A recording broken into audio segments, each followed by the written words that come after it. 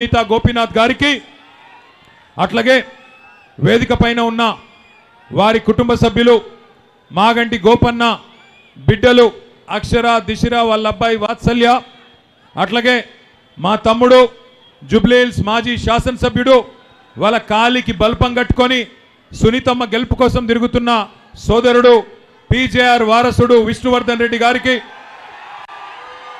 అట్లాగే ఈరోజు షేక్పేట్లో ఇంత పెద్ద ఎత్తున ఇక్కడికి విచ్చేసిన ఆడబిడ్డలందరికీ अन्नादम्मुलंदरिकी जितने भी भाई बहन आप लोग यहाँ पे इतनी बड़ी तादाद में यहाँ पे शामिल है, आप सभी भाइयों को बहनों को मैं अपना सलाम पेश करता हूँ। मी अंदरिकी हृदयपूर्वకంగా నా నమస్కారం। మీ జోష్ చూస్తుంటే మీ ఉత్సాహం చూస్తుంటే గెలుపు పక్కా మెజారిటీ ఏంది తేలాలి గంతే అనిపిస్తున్నది। అంతేనా? పక్కానా? మోసం చేసిన డోకేబాజ్ కాంగ్రెస్ కు బుద్ధి చెబుదామా? పక్కా।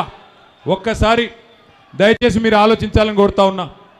సరిగ్గా 2014 జూన్ నెలలో తెలంగాణ రాష్ట్రం పెద్దలు కేసీఆర్ గారు సావు నోట్లో తలబెట్టి కొట్లాడితే మన రాష్ట్రం మనకు వచ్చింది। రాష్ట్రం వచ్చిన నాడు మనకు ఎన్ని రకాల నైదికరే క్యావుదర్ రాష్ట్రం వచ్చిన నాడు మనకు ఏ పరిస్థితి ఉండేనో ఒక్కసారి గుర్తు తెచ్చుకోమని చెప్పి నేను కోరుతా ఉన్నా। ఆనాడు రాష్ట్రం వచ్చింది కానీ పరిస్థితి ఏది బాగా లేకుండే। రాష్ట్రం ఆనాడు 85,000 కోట్ల అప్పుతో మనకు కాంగ్రెస్ పార్టీ వాళ్ళు అప్పచెప్పినారు। కరెంటు లేదు, తెల్లారు లేస్తే హైదరాబాద్లో ఇన్వర్టర్ లేని దుకాణం లేదు, జనరేటర్ లేని అపార్ట్మెంట్ లేదు కాంగ్రెస్ గవర్నమెంట్లో। మంచినీళ్ళ గోస, అప్పుల పాలైన రాష్ట్రం। అట్లాంటి పరిస్థితుల్లో మనకు రాష్ట్రాన్ని అప్పచెప్పిండ్రు కాంగ్రెస్ వాళ్ళు। కానీ ఏనాడు కేసీఆర్ గారు ఈరోజు రేవంత్ రెడ్డి గారు మాట్లాడుతున్నట్టు ఏనాడు కేసీఆర్ గారు పొరపాటున కూడా ఏమేమి సమస్యలు చెప్పి ఒక కుటుంబ పెద్దగా రాష్ట్రం ఈ బాగలేదు అనే మాట ఎన్నడూ చెప్పలేదు। కష్టాలు ఉంటాయి, కన్నీళ్ళు ఉంటాయి, కానీ అవన్నీ తట్టుకొని నిలబడితేనే నాయకుడు అంటారు। అందుకే కేసీఆర్ గారు మొదటి రోజు నుంచి ఒకటే లక్ష్యం పెట్టుకున్నారు। ఎన్ని కష్టాలున్నా, ఎన్ని రకాల సమస్యలున్నా ఒక్కొక్కటిగా వాటిని పరిష్కారం చేసుకుంటూ ముందుకు పోవడమే లక్ష్యంగా పెట్టుకొని మరి 10 ఏళ్లలో ఎక్కడ ఉన్న రాష్ట్రాన్ని ఎక్కడకు తీసుకొచ్చినారో ఒక్కసారి గుర్తు తెచ్చుకోండి।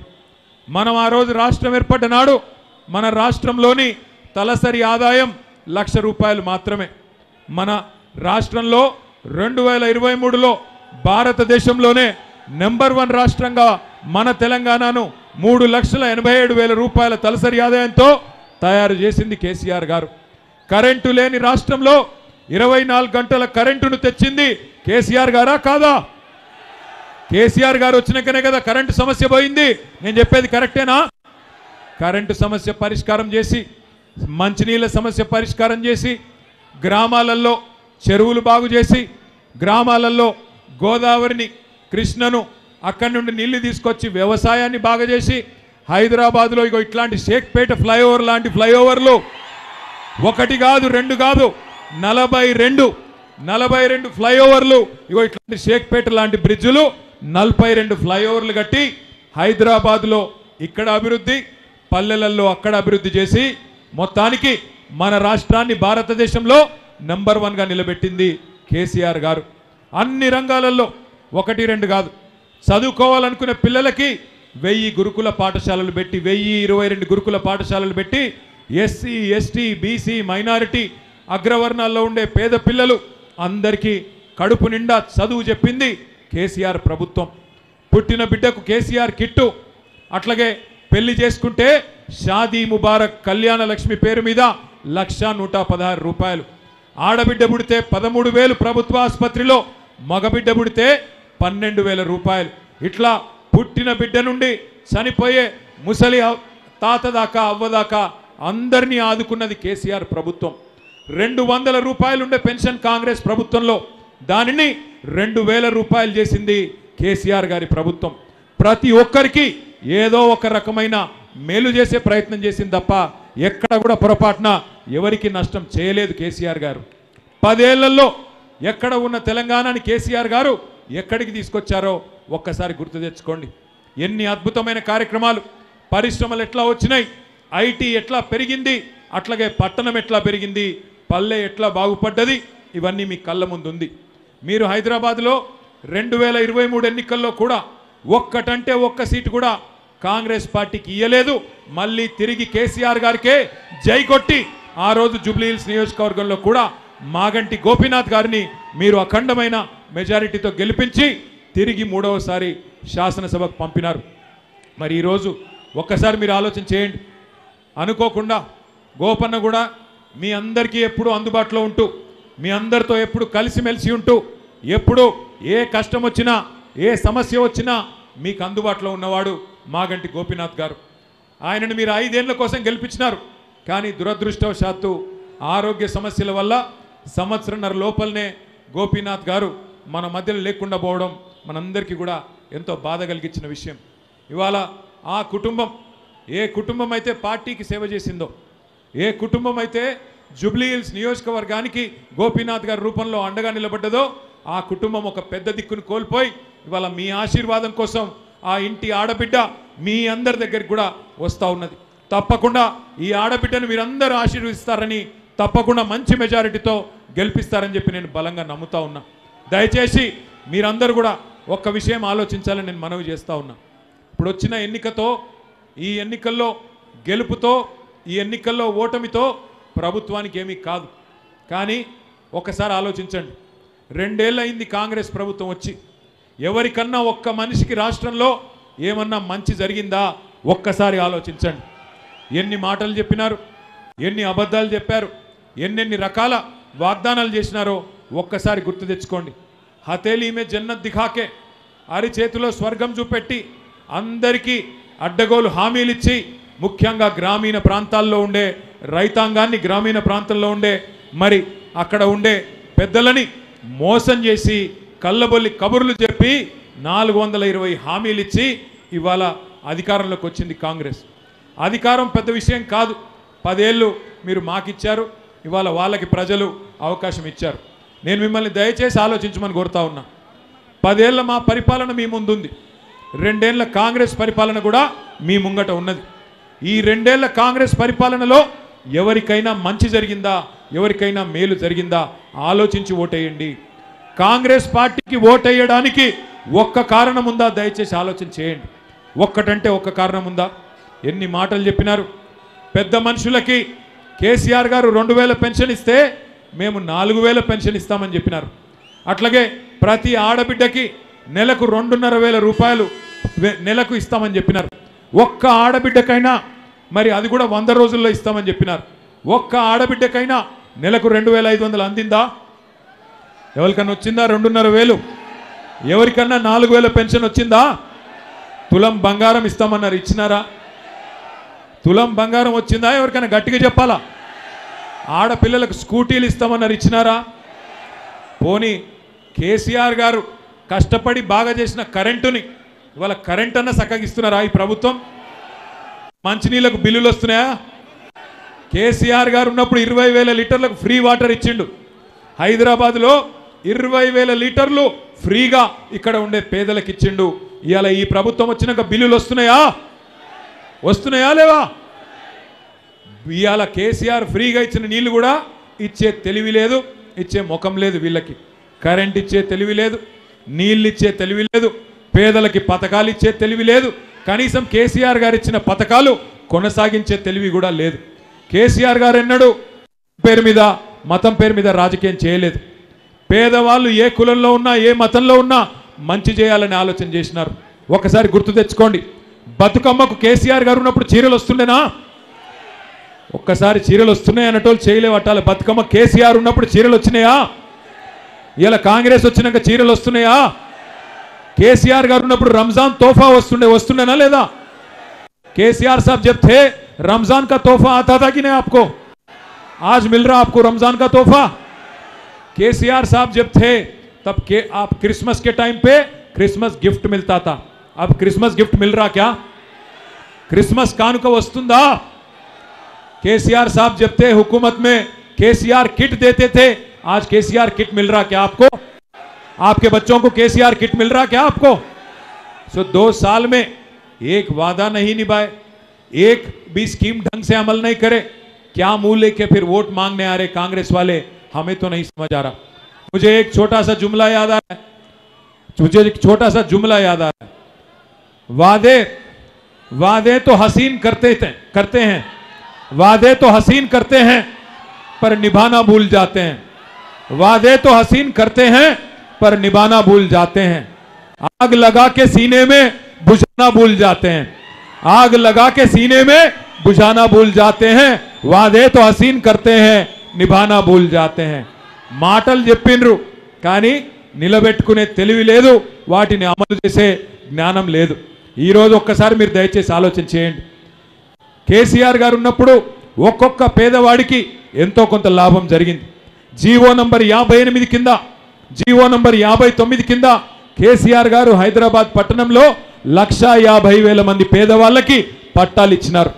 కానీ ఈ రోజు ఆ కాంగ్రెస్ ప్రభుత్వం వచ్చిన తర్వాత కొత్తగా ఒక్క పట్టా ఇవ్వలేదు, కొత్తగా ఒక్క పేదవాడిని కూడా ఇవ్వలేదు।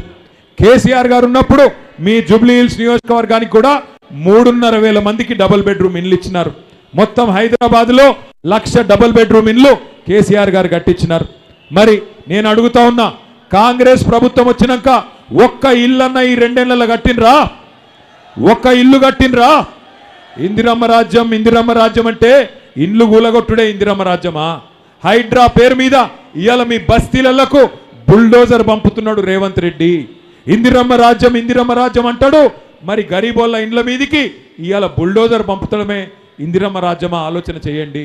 ఒకనాడు ఇందిరాగాంధీ గారు అన్నారు గరీబీ హటాओ అని, ఇప్పుడు రేవంత్ రెడ్డి గారు అంటున్నారు గరీబోं को हटाओ, गरीबों को बेदखल करो, गरीबों को बेघर करो।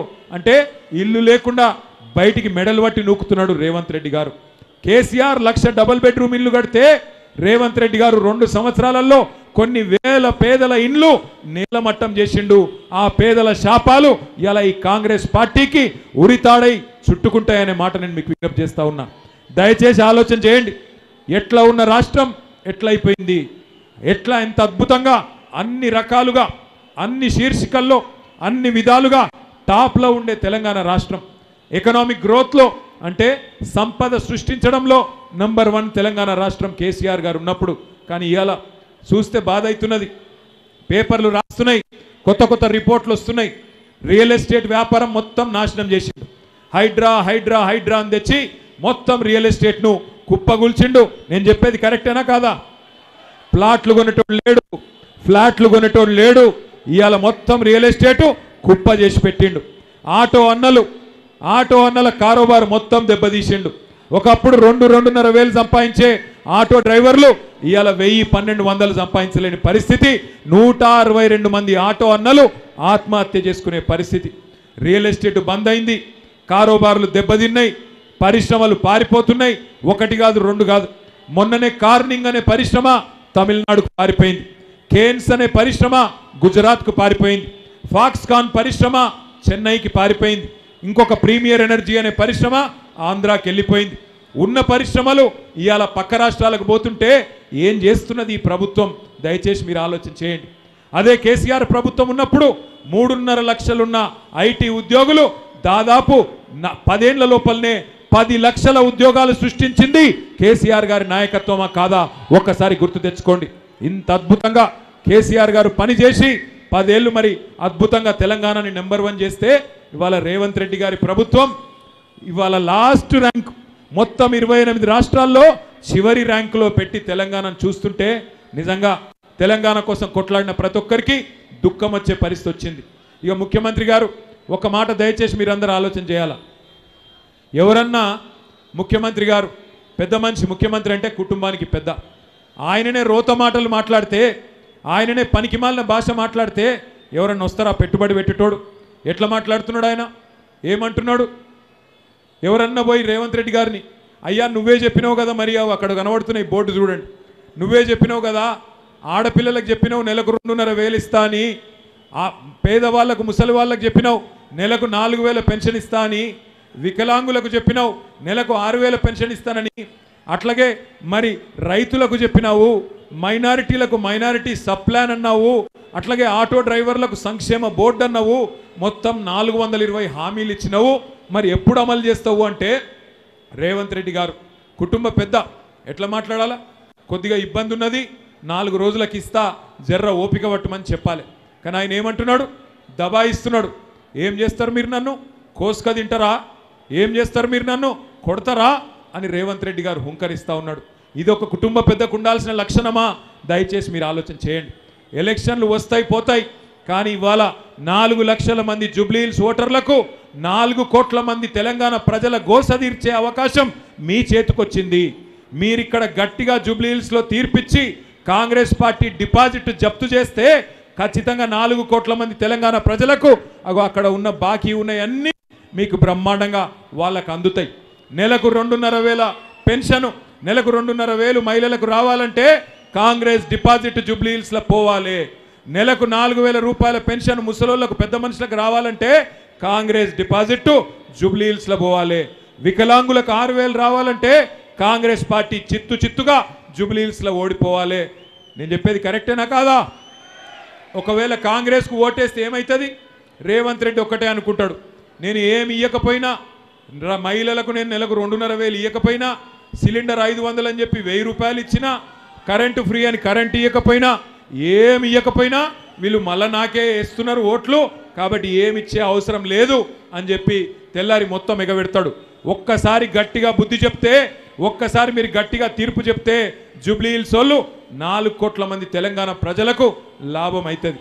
ఒక్క మాట దయచేసి మీరు ఆలోచించాలని చెప్పి నేను కోరుతా ఉన్నాను. अरे अरे फिक्र मत करो, फिक्र मत करो, कुछ नहीं हुआ, कुछ नहीं हुआ, कुछ नहीं हुआ, कुछ नहीं हुआ.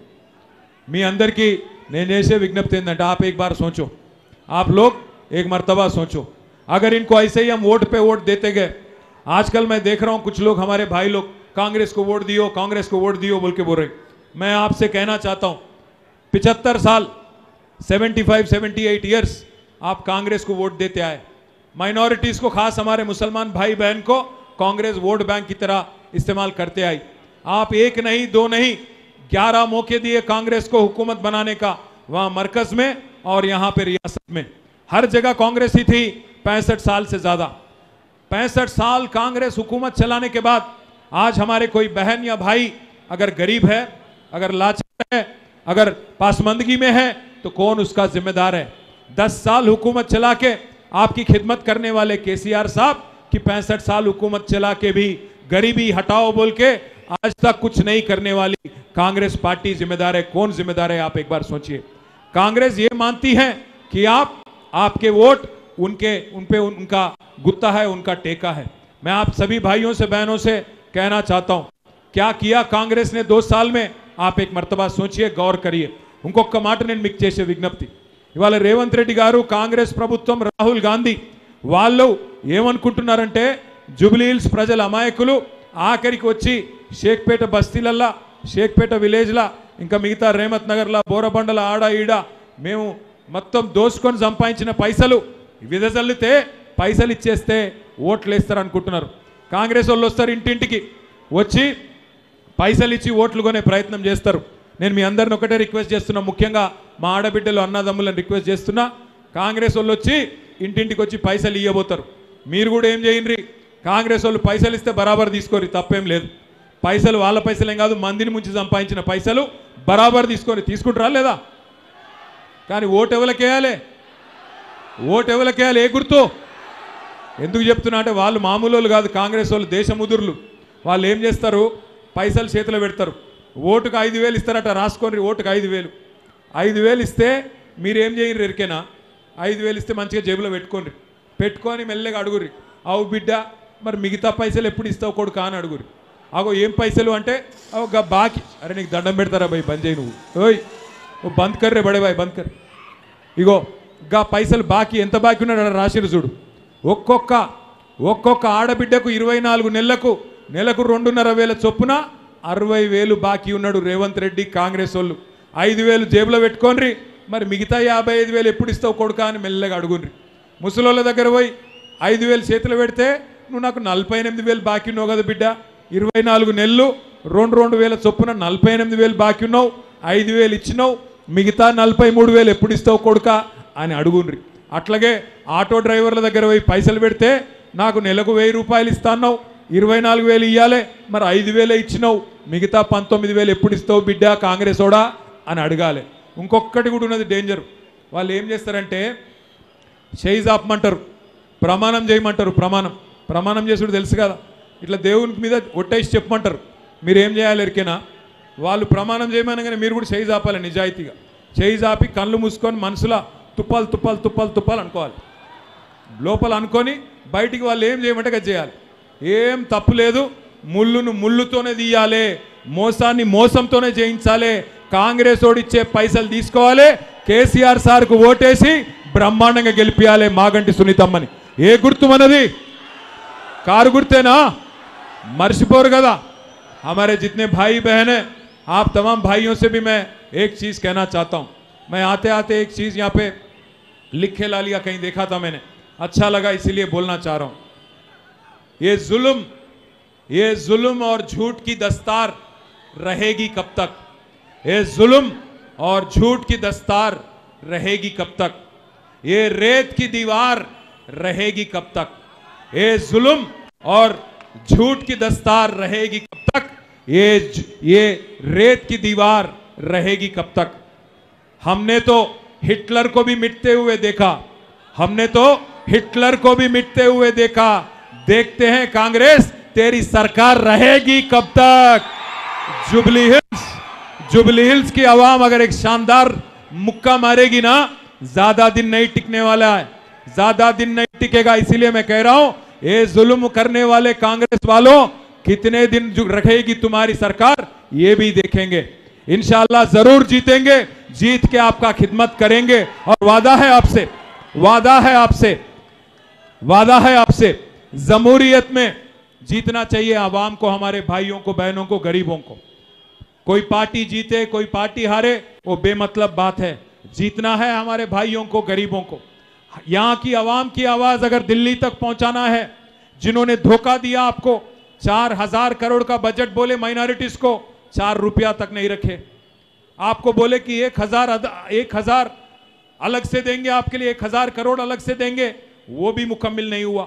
माइनॉरिटी सब प्लान बोले, वो भी नहीं करे। पर आप देखे होंगे आज अजहरुद्दीन साहब को वजीर बना दिया ना, अगर बीआरएस के डर से, बीआरएस के खौफ से, बीआरएस के बोलने से अगर वजीर बन गए, तो आप सोचो अगर जुबली हिल्स में आवाम मुक्का मारेंगी तो जरूर वो पूरे के पूरे का वादे जो करे, 420 वादे सारे के सारे निभाना पड़ेगा यहाँ के कांग्रेस के हुकूमत को। याद रखिए, अगर आप जुबली हिल्स में कांग्रेस पार्टी की जमानत जब्त करेंगे, तब भी आपको मिलेगा, हमारे बहनों को हर महीना 2,500 रुपया मिलेगा। सिर्फ और सिर्फ कांग्रेस पार्टी की जमानत अगर आप जब्त करेंगे तभी मिलेगा। वैसे ही हमारे बुजुर्गों को वादा किया था 4,000 रुपये का आसरा पेंशन, 4,000 अगर चाहिए कांग्रेस का जमानत जब्त करो तभी आपको मिलेगा। वैसे ही कहा था कि क्या केसीआर साहब 1 लाख रुपया दे रहे हैं शादी मुबारक में, हम 1 तोला सोना भी देंगे बोले। 1 तोला सोना, तुलम बंगारम इस्ताना तेलुसु कदा मीकु, 1 तोला सोना देता हूं बोले। सोना तो छोड़ो, आप सोने नहीं दे रहे गरीबों को, ये लोग सोना तो भूल जाओ, आप लोग सोने नहीं दे रहे गरीबों को। कब आके बुलडोजर घर पे हमारी घर गिरा देता बोल के आज गरीब परेशान है। इसीलिए सब कारोबार खत्म करने वाले, तेलंगाना की इज्जत आज पूरा कचरा करने वाली पार्टी कांग्रेस, यहाँ के रियल एस्टेट, यहाँ के धंधे, यहाँ के कारोबार, हर किसी को नुकसान पहुंचाए, चाहे आप हिंदू हो मुसलमान हो, हर किसी को तकलीफ पहुंचाई कांग्रेस पार्टी। इसलिए एक सबक सिखाने का मौका है, एक जबरदस्त मुंह तोड़ जवाब देने का मौका है आप सभी को। इसलिए तमाम भाइयों से बहनों से गुजारिश है, 11 तारीख आइए बाहर, आके जबरदस्त तादाद दीजिए। आपकी बहन मागंटी सुनीता, आपकी जैसी ये खवातीन है, उनको हमारे मागंटी गोपीनाथ साहब की अहलिया हैं, उनको आप वोट दीजिए, बड़ी तादाद से उनको जिताइए, तभी जाके फिर केसीआर साहब वजीर आला बनेंगे। केसीआर साहब को वजीर आला बनना है ना, फिर से కేసీఆర్ గారు తిరిగి ముఖ్యమంత్రిగా రావాలనా? రావాలంటోళ్ళందరూ చేయిలా పట్టండి। जो भाई लोग बहन लोग मानते हैं कि केसीआर साहब को वापस आना है, जर्रा हाथ ऊपर करो, दोनों हाथ, दोनों हाथ, दोनों हाथ। हाथ बोल तो ये नहीं, मुट्ठी मुट्ठी उठाओ, हाथ बहुत डेंजर है, हाथ दे देते वो लोग। मुट्ठी उठाओ। जय तेलंगाना। केसीआर गारी नायकत्वम కారు గుర్తుకే పక్కానా కారు గుర్తేనా షేక్పేట్ల మంచి మెజారిటీ ఇస్తారా పక్కా 100% నేను బేఫికర్ పోవాలనా మీరు చూసుకుంటారా మళ్ళీ వాళ్ళు వీళ్ళు వచ్చి పైసలు ఇస్తే తీసుకుంటారా తీసుకోరి ఏం బడపడు తీసుకోరి మంచిగా తీసుకోండి ఆ మోడల్ బ్యాలెట్ చూపెట్టు మోడల్ బ్యాలెట్ మంచిగా తీసుకోండి కారు గుర్తు పైకెళ్ళి 3వ నంబర్ మీద ఉన్నది కారు గుర్తు మొదటి బ్యాలెట్ లో మొదటి మెషిన్ లో పైకెంచి 3వ నంబర్ లో ఉన్నది పైకెళ్ళి 3వ నంబర్ మాగంటి సునీత గోపీనాథ్ కారు గుర్తు వేరే గుర్తు దిక్కు చూడొద్దు और किधर भी नको देखो कार के निशान पे वोट दो अच्छे तादाद से जिताओ फिर शेखपेट में आके यहीं पे जलसा करेंगे यहीं पे आप सबका शुक्रिया अदा करेंगे जय तेलंगाना కారు గుర్తుకే థ్యాంక్ యూ గుడ్ నైట్ అందరికీ ఇంతసేపు ఉన్నందుకు థ్యాంక్ యూ జై తెలంగాణ పనికిమాలిన భాష మాట్లాడితే ఎవరన్నా వస్తారా పెట్టుబడి పెట్టేటోడు ఎట్లా మాట్లాడుతున్నాడు ఆయన ఏమంటున్నాడు ఎవరన్నా పోయి రేవంత్ రెడ్డి గారిని అయ్యా నువ్వే చెప్పినావు కదా మరి అక్కడ కనబడుతున్నాయి బోర్డు చూడండి నువ్వే చెప్పినావు కదా ఆడపిల్లలకు చెప్పినావు నెలకు 2,500 ఇస్తా అని పేదవాళ్ళకు ముసలి వాళ్ళకు చెప్పినావు నెలకు 4,000 పెన్షన్ ఇస్తా అని వికలాంగులకు చెప్పినావు నెలకు 6,000 పెన్షన్ ఇస్తానని అట్లాగే మరి రైతులకు చెప్పినావు మైనారిటీలకు మైనారిటీ సబ్ ప్లాన్ అన్నావు అట్లాగే ఆటో డ్రైవర్లకు సంక్షేమ బోర్డు కొడుతున్నామా జుబ్లీల్స్ మళ్ళీ 420 హామీలు ఒక్కసారి గట్టిగా జై తెలంగాణ జై తెలంగాణ కేసీఆర్ గారి నాయకత్వం కారు గుర్తుకే ఒక్కసారి కారు గుర్తు కొట్టేసిన వాళ్ళందరూ చేయలేవట్టండి ఒకసారి గట్టిగా పిడికిలి పిడికిలి చెయ్యి అంటే మొండి చెయ్యి కాదు మొండి చెయ్యి డేంజర్ పిడికిలి పిడికిలి రెండు పిడికిల్లో दोनों हाथ उठाइए जय तेलंगाना కారు గుర్తుకే మాగంటి సునీత గోపీనాథ్ గారి కారు గుర్తుకే మరి నేను వచ్చిన పని అయిపోయింది పోవాలనా ఇక్కడికి విచ్చేసిన గౌరవనీయులు మీ అందరి ఆశీస్సులతో